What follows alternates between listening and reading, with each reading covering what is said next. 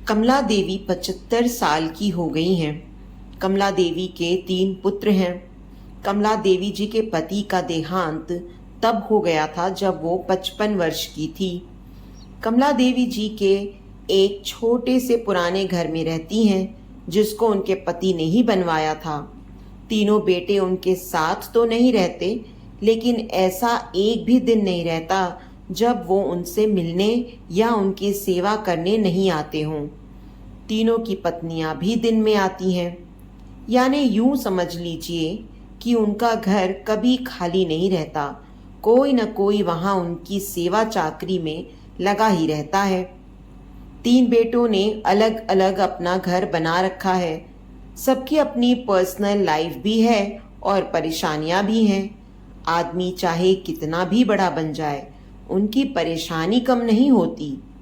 अमीर से अमीर इंसान को भी यह परेशानी होती है कि वो अमीर कैसे बना रहे।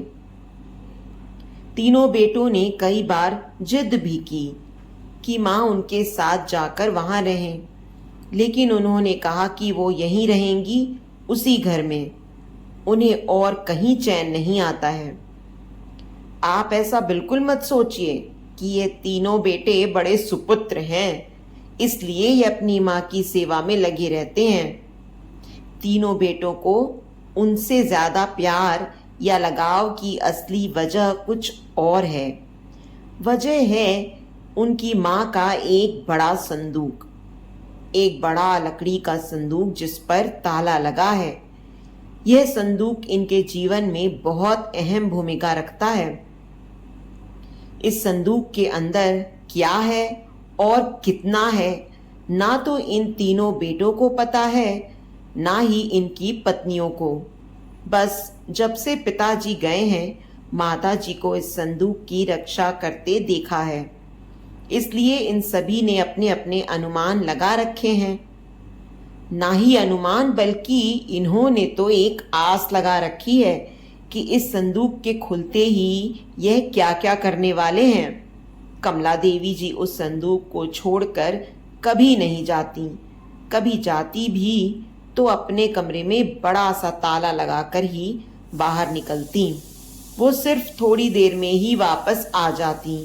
तीनों बेटों और उनकी पत्नी की उस संदूक पर नजर ना जाने कब से है। सबने अपनी तरफ से अपनी अपनी कोशिश भी करके देख ली माँ को अपने साथ अपने घर ले जाने की, ताकि माँ के साथ उनका संदूक भी वहां से हिल सके।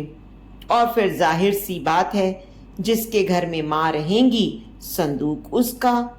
लेकिन सभी एक दूसरे की काट करते हैं। इसकी कृपा है कि माँ के आगे पीछे माँ जी करते ना सिर्फ बेटे बल्कि बहुएं भी चक्कर लगाती रहती हैं। लेकिन कमला देवी जी भी भली भांति अपने बेटों को समझती हैं। वो जानती हैं कि उनकी इतनी सेवा क्यों हो रही है।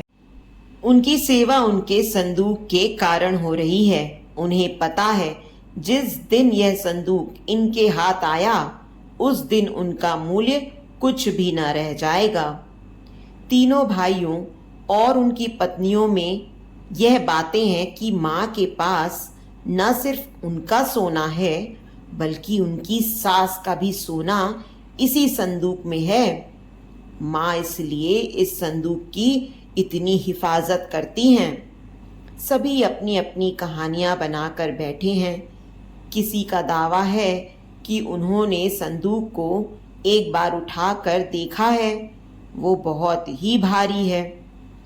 माँ के कमरे में इन बहुओं ने कई बार सफाई के बहाने संदूक के पास जाने की कोशिश की, लेकिन माँ जी ने उन्हें बार बार टोका और कहा कि इस संदूक से अभी दूर रहो।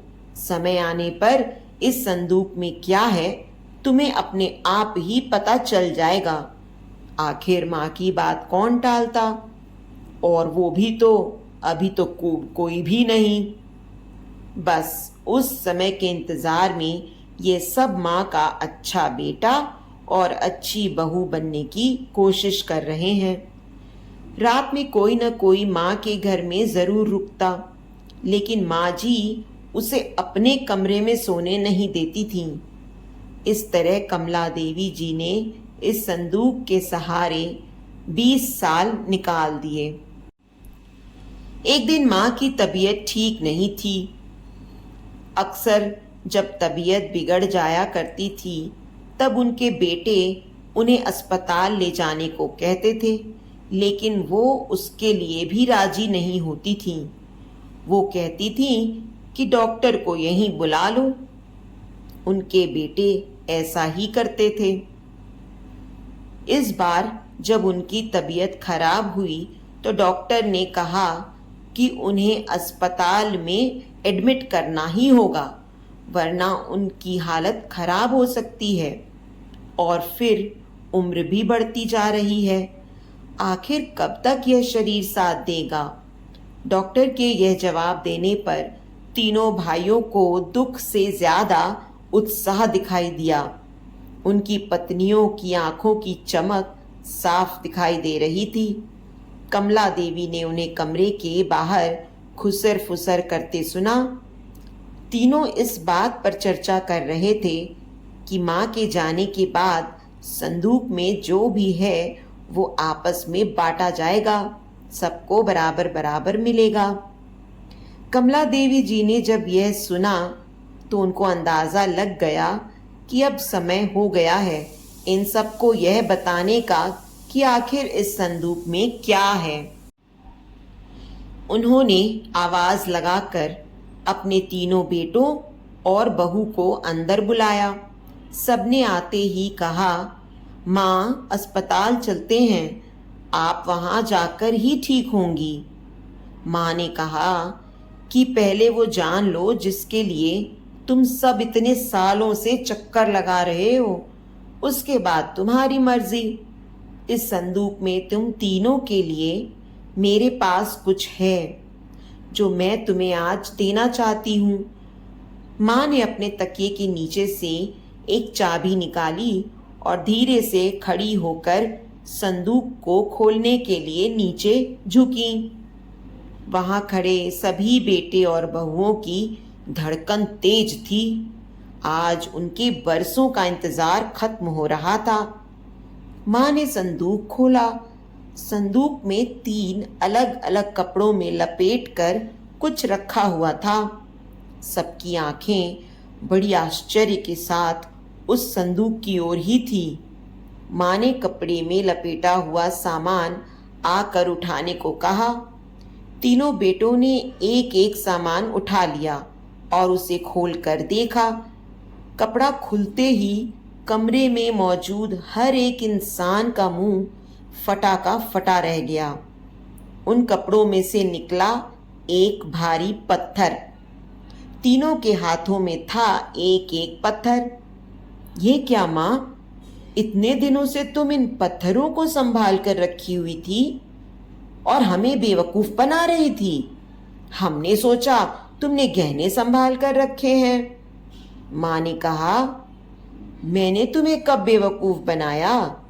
और गहने तो थे, बहुत थे, लेकिन कब किसके लिए कितने बेचे इसका हिसाब मैंने नहीं रखा। जब तुम्हारे पिता आखिरी समय में थे तब हमारे पास कुछ नहीं था। तुम तीनों ने शादी के बाद ऐसा मुंह फेरा। क्या तुम्हें पता है कि किस अभाव में उनका अंतिम समय गुजरा? पर उस समय भी उन्होंने तुम्हें कुछ नहीं कहा। उन्होंने उस समय भी मेरा सोचा। उन्हें पता था कि उनके जाने के बाद उनके बेटे मेरे साथ भी यही करने वाले हैं। इसलिए उन्होंने मेरे लिए इस संदूक का उपाय खोजा। देखो कितना सही उपाय दिया था। तुम लोगों को बेवकूफ बनाना या तुम लोगों से सेवा करवाना ना उनका मकसद था ना मेरा।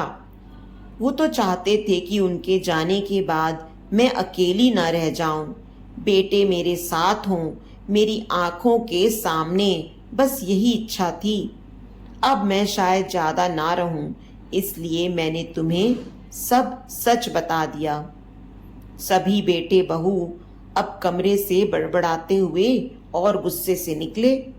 करीब 1 घंटे तक माँ के कमरे के बाहर ही सब एक दूसरे पर अपना गुस्सा निकाल रहे थे। बहस हो रही थी कि अब माँ को अस्पताल ले जाना है कि नहीं, और ले जाएंगे तो खर्चा कौन उठाएगा। माँ जी अपने बिस्तर पर लेटी हुई सब सुन रही थी। तो दोस्तों, उम्मीद करती हूँ आपको आज की हमारी ये कहानी पसंद आई होगी। कहानी पसंद आई है तो वीडियो को लाइक और शेयर करें। चैनल पर नए हैं तो चैनल को सब्सक्राइब करें और हाँ, नोटिफिकेशन बेल को ज़रूर दबाएं ताकि अगली अपडेट सबसे पहले आपको मिले।